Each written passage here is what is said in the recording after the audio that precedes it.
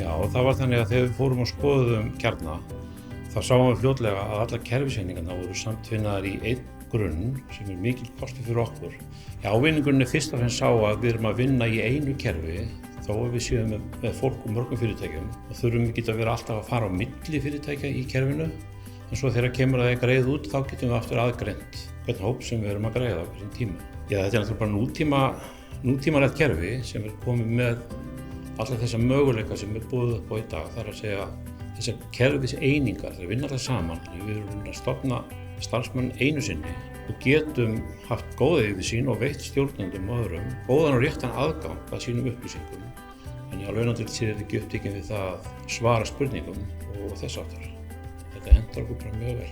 Nútímalegt kerfi sem er greinilega búið að leggja mikla vinnu í.